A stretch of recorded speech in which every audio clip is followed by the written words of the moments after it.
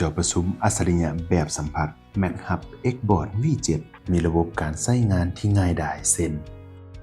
เวลาเข้าร่วมประชุมจออัจฉริยะ Xboard V7 จะมีแอปสำหรับการประชุมในตัวเพียงแต่ท่านใส่ข้อมูลบัญชีของ Teams Zoom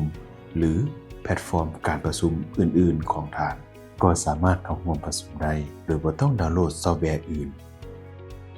นอกจากนี้ท่านยังสามารถเข้าร่วมผ่านผู้จัดตารางการประชุมโดยการลงทะเบียนบัญชีและการเชื่อมต่อปฏิทินของท่านตารางเวลาของท่านจะขึ้นอยู่หน้าจอของแอปการประชุมนอกจากนั้นท่านสามารถเปิดแถบทั้งข้างเพื่อนำใจเครื่องมือของการประชุมเพิ่มเติมเพื่อให้การประชุมของท่านดำเนินไปอย่างลื่นไหล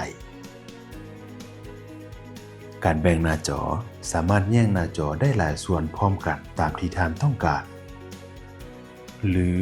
ด้วยการลากแอปพลิเคชันจากแถบทางด้านข้าง